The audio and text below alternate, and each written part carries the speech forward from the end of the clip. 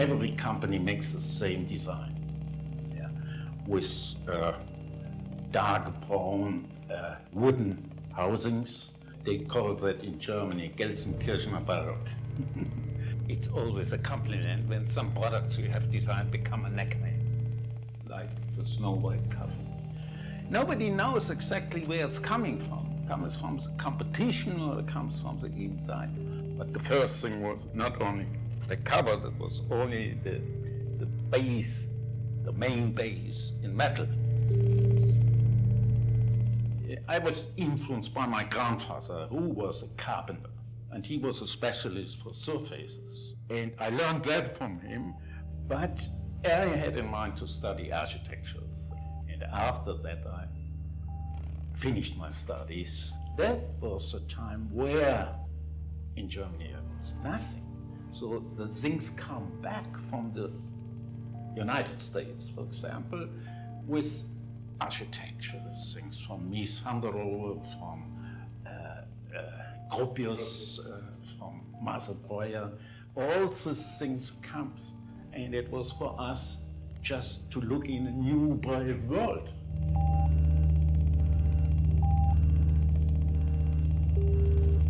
Somebody said that there is an announcement in the newspaper that there's a company called Braun. And then I get an answer from Erwin Braun. I met him first, and he taught me about his ideas. And his vision was to change the product line. That was at this time unbelievable, total new approach as a company. But that was the thinking behind that. That was not only concentrated on design. Design was one part. He organized in the company possibilities that people could have gymnastics things, because even secretaries doing always the same thing the whole day, so they need something to stay healthy. The first exhibition with the new design of the radios was very successful. The media and everything was surprised about that, and so Braun becomes more known.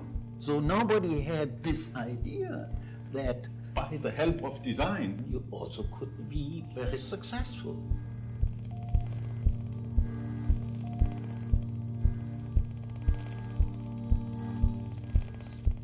I did it because I became a teacher at the Academy of Fine Arts in Hamburg. So it was necessary to do something which I could tell the students and could tell to the press, and also to keep together our own behavior in the design department at Braun. The last one was as little design as possible, which is similar, less is better. I hate everything what is driven by fashion. From the beginning, I was hating in the 60s the American way of styling, especially the cars. They changed their styling things every 2 years to sell new ones, which has nothing to do with good design.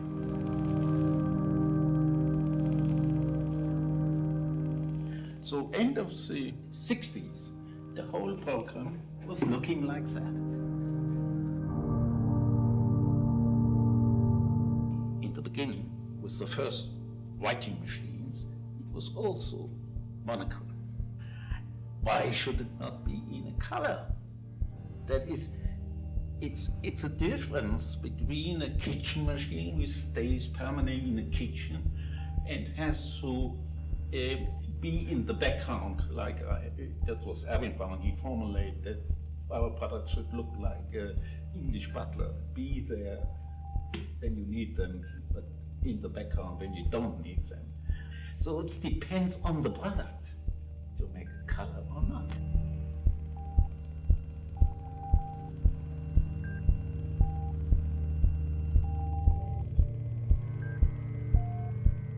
I was involved always, still in the field of furniture. And then I met Otto Zapf and Niels Witzel. I had in my mind always thinking not on one appliance alone, always thinking how can I add something, and especially developing furniture that people could change them. They could add something after using them a while.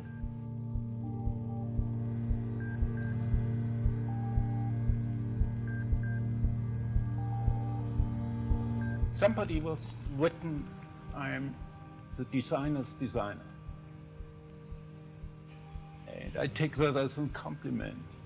And I also take it as a compliment that Jonathan is taking some of the ideas I had in the 60s. And that is for me, again, the best compliment you can get as a designer. I called it later the first Walkman, because that was the first one. You could have it with earphones and walking with it. It also was designed as a system. Yeah? You have the separate radios. They made an exhibition with the title Less But Better, and they make this poster. I think that design has a great responsibility for the future. I'm always optimistic. As a designer, you have to be an optimist. Otherwise, you should not stay as a designer anymore.